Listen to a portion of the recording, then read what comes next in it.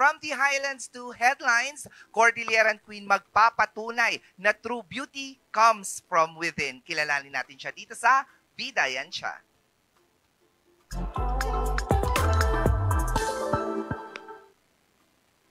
At kasama nga natin ngayon ang isang viral beauty queen sa Black App. Black App. TikTok na TikTok lang. na, oo. Yes. Walang iba kundi si Miss Nicole Shane Fidchao, ang representative ng Mountain Province sa darating na Miss Beautiful Philippines 2025. Good morning. Good morning po.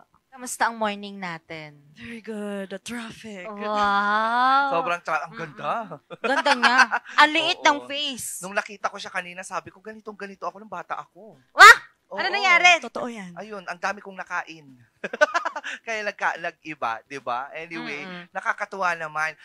Nag-viral ka nga dito sa social media dahil dito sa advokasya mo rin regarding cultural sensitivity. Yes Can you po. talk about kung paano nag-start? Actually, nag-viral po ako sa Facebook for the Bogi Bogi dance na ginawa ko sa Session Road. And then, usually, doon din sa TikTok for yung Igorot beauty being underrated. Yun po yung nag-viral doon sa TikTok. And kapag sa Facebook naman, yung Bogi Bogi dance.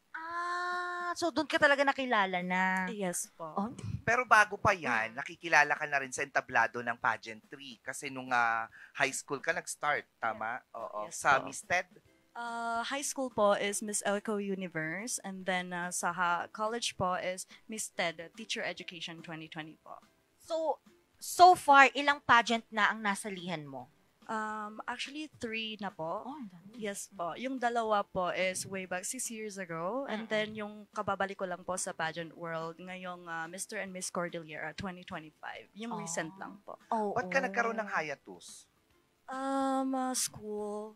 Ganun. School and then other family stuff and everything. Yes. Tapos sa pagbabalik mo, bakit?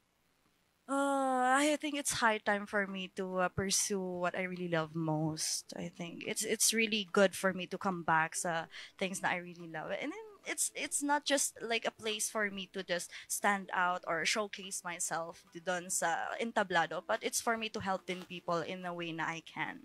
Actually, nung Miss in Mr. Cordillera 2025, doon ko siya unang na-meet. Doon ko siya na unang nakita. And isa sa mga talagang bongga sa'yo is yung advocacy mo. Ngayon ba, ito pa rin yung bit-bit mo para sa susunod mong pageant na sasalihan? Opo, more on mental health, depression, and then cultural sensitivity po. I want to learn more dun sa cultural sensitivity, kasi it's a topic talaga na madalas hindi tinatouch ng ibang tao. At wala masyadong marami, pero iba yung talagang very passionate about Exactly. it. Bakit ito yung napili mong isa sa mga advocacies mo nun? Actually po, cultural sensitivity is very, very important ngayon. Ang daming, kahit konti lang kibot mo dyan sa kung ano man yung sinuot mo is mababash ka na and something like that. And most of the time, sa akin kasi, I don't look like Igorot. Oo, yun kasi yung sinasabi nila, oo. Exactly. I don't really look like Igorot. And some people say, nagmukha kang Koreana. Nagmumukha kang, like, you look like Japanese, Taiwanese, and something like that. Oh, no. I'm really Cordillera. Well, not full-blooded, ha? Pero actually, dahil lang doon, nababash na ako eh. Kasi I advocate for culture on TikTok. And yet, Tapos, hindi daw hindi ka ganun yung mukha. Oo. So doon ka na ba? Yes. So paano mo to nilalabanan? Oo. Sometimes humor. People love me when I'm galit sa TikTok. Alam niyo ba yun? But then again, that's just like parang it's for me to like it's strategy din, but it's not really that. Parang I usually try to tell them, no, that's not it. Ako na to. Igorot na nang sasabi sa inyo. Ako po ay igorot po talaga. Tsaka hindi mo naman na kailangang patunayan sa lahat na igurot ka talaga dahil alam mo naman sa sarili mo and alam yan ng mga taong nakasurround sa'yo. Oo, tapos sinabi pa nila na, kailangan nga agbahag, ta ma-improve nga si Kakat Igorot. Ah. Wait, what? Igorot is for men, guys. Igorot is Yes. for, Igorot. Bahag is for men. Yes, yes, yes. Exactly. Pero so far naman, itong journey mo nga na binibitbit itong advocacy mo about cultural sensitivity, may iba pa. Oo. Aside from etong cultural sensitivity, ano pa yung ibang mga advocacies mo? Mental health issues, mostly on depression.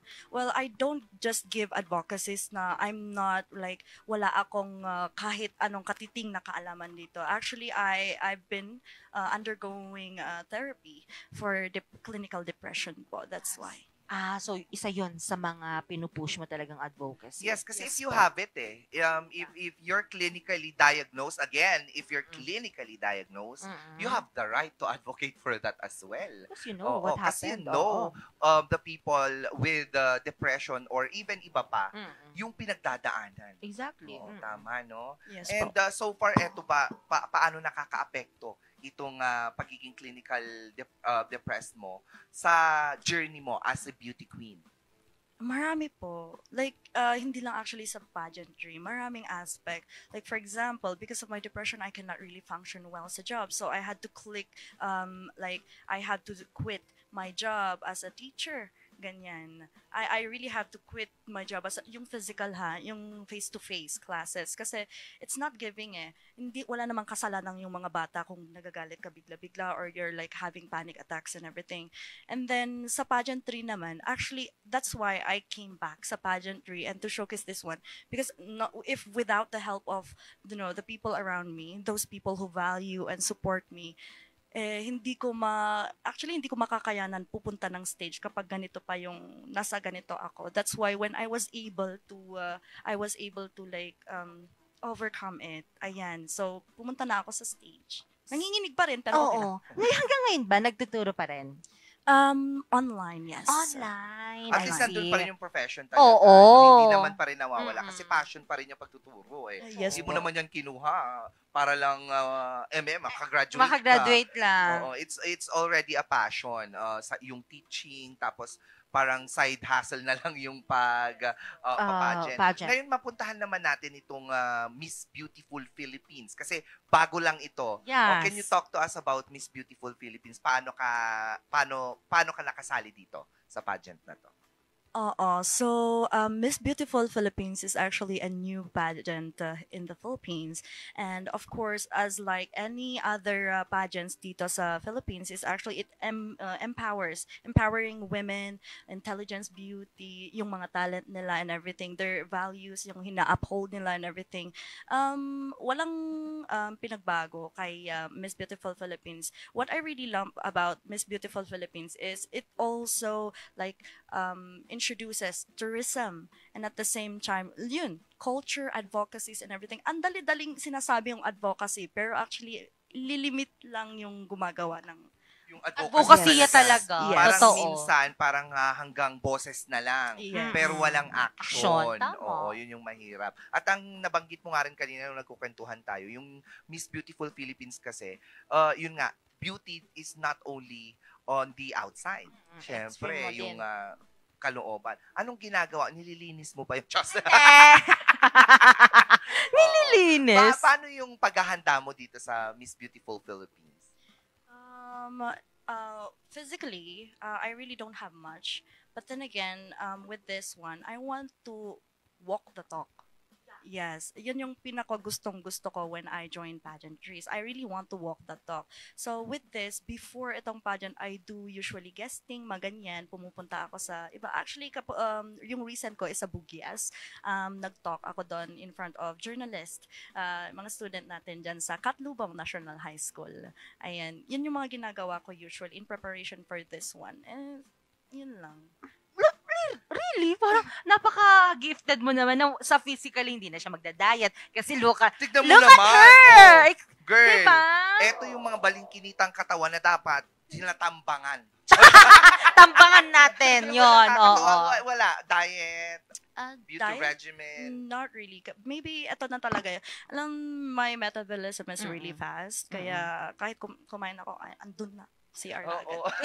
Oo, yung swerte mo naman. Ang saya-saya naman kasi 'di ba ang yung journey mo nga from high school, elementary high Yes. school. Ay, ang pangit ko po talaga noon.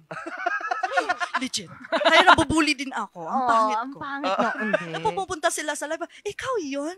They called me Lakmay before. Bakit lakmay? Lakmay. Pangit. Lakmay is Anong pangit term? in Mount Kankanaib. Hindi. Parang it's a name of a person doon sa Bonto. Ah! Yeah. I Pero- see. Pero according naman sa mama ko, Lakmay is a beautiful person. Pero kasi pumunta ako sa school, Lakmay, ganun. I So see. parang Oo. biniro ka na Oo. dahil doon. Pero look at who you are now and what you Diba? look like now, 'di ba? Diba? Who Nag-bloom kayo? from, sabi nga nila, from an ugly duckling to a Di- duck. To a swan, 'di Phase ba? 1 na. Kasi hindi naman talaga duckling kasi yun. Oh, ano ba? Swan talaga siya. Swan siya. Nawala kasi siya lang yung hindi nag-hatch noon. Ah. Alam mo yung kwento noon? No. Hindi talaga siya nag-hatch noon. Mm-mm. So, nung nag-hatch siya, ang una niyang nakita, yung family ng duck. Ducks. Kaya sumunod siya doon. Kaya binibiro siyang ugly, Ugly duckling. duckling. Kasi Kasi siya hindi siya belong. kasi di ba ang pangit ng swans talaga pag bata sila. Yeah. Pero pag gumanda lang, Ganda. nag-mature na sila, Glow Now I up. know. parang glow up talaga. Di ba? Mabalikan natin itong social media life mo naman. Ngayon, kamusta naman ang Bashing. bashing and whatnot? Wala. Actually, nalilimit na yung mga bashing because you know what? Authenticity is everything. But you have to be aware din na not everything you see on social media is correct. Na? Dito naman sa social media, it's okay. It's actually my outlet. One of my outlet para kapag nag-stress ako or something like that, I just usually live and talk to people. Sabi nga nila, it's better to talk with strangers kaysa yung kilala. Kakilala natin. Totoo yan. Super agree. Oo. Oo, sorry, pero Ah. super agree ako dyan. Mm. Oo, na mas maganda pa makipag-usap sa mga taong hindi mo talaga kakilala kasi in a way, nagigets ka nila eh. Mm-mm. Di ba? Kesa yung mga kakilala mo na ang tagal-tagal ka nilang kilala, parang hindi ka pa rin nila kilala. Nagigets. Totoo yan. Oo, Meron di- pa rin ganon. So, sa future, ano-anong nilulook forward natin dito sa Miss Beautiful? Kailan siya? Saan siya magaganap? For Miss Beautiful Philippines po, to be announced po, and you can just visit the page Pamana Pageant Organization for the update po. Kasi there are a little bit of difficulties with regards to processing yung papers and everything. So far, habang pinaprocess ito, puspusan naman na ang paghahanda mo. Oo. Kailangan Actually, na. November 8 or 9 sana. And that would be like tomorrow or sa Sunday yung magaganap. Pero yung typhoon Mm-mm. and everything. I see. So, nagkaroon ng Okay. rescheduling. Katulad na lamang ng iba pang mga events dito Events. sa Baguio din na Exactly. nagkaroon ng rescheduling. Ganda nun. Galing. Gusto kong banggitin. Rescheduling. Di ba? At abangan nga natin si Nicole dito sa Miss Beautiful Philippines 2025 representing Mountain, Mountain Province. Province. Ang mensahe natin sa mga nanonood. Or yung mga gusto ring mag-pageant. Additional. However, Oo. Go for it because why not, diba? And nothing really satisfies you more if you're going to love what you want, what you do. If you're going to do what you love, I'm sorry. Ayan.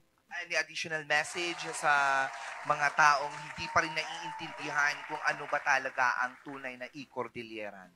Ay, apo. Apo! Ay, apo. A Cordilleran woman is very resilient. Kahit anong bagyo ang pumunta.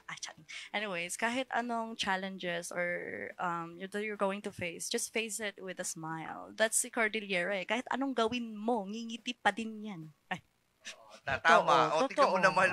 Pero ang ganda lang ngiti mo. Ang ganda. Oo. May tapos isa pa sa yung dimple niya talaga. Ang cute. Dimple niya talaga. Kasi napaka-pretty. Tapos binabash nyo. Ang Mga cute. ano kayo Ang cute-cute. Ang cute-cute niya. Ang cute-cute niya. Lalo na yung kanyang dimplets. for that one, guys, ay sa mga tao sa social media, all I want to say is be nice.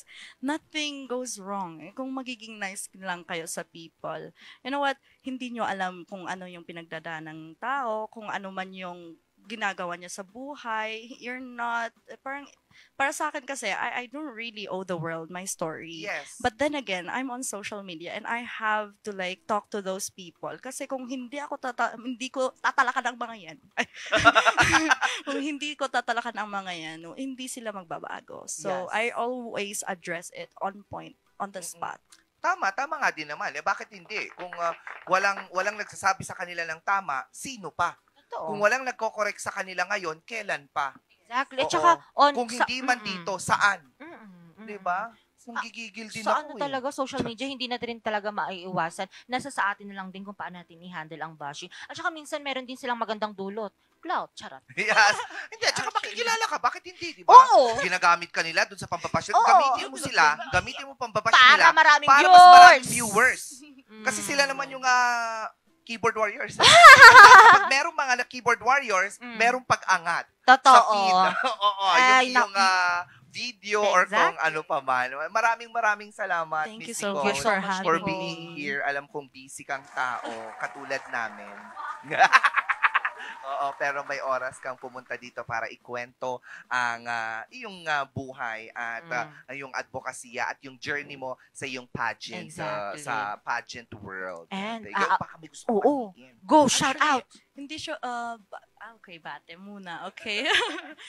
Thank you so much sa lahat-lahat ng sumusuporta sa live ko. Thank you so much. I would not be here if not because of you. And at the same time, Ate Joyal, at Kuya Kurt Santiago, and of course, Zairi, Alcid. Thank you so much guys for your support and marami pang iba dyan pero lahat na lang kayo. Alam nyo na yung mga sarili nyo. Anyways, I would like to take this opportunity to thank you guys. Actually, Mami, I saw you sa ilan sa mga modeling natin. Yes. And then, Ma'am, thank you so much for having me and for Morning Balitaktakan for having me po. Thank you so It's much. our pleasure. Kasi mga Yes. models kami. Wow. Models talaga tayo dito. Noodles? Models. Okay. Sorry na, go na. Nanggigil. Thank you once again, Miss Nicole Shane Fichao, representing Mountain Province on the upcoming Miss Beautiful Philippines 2025. Now,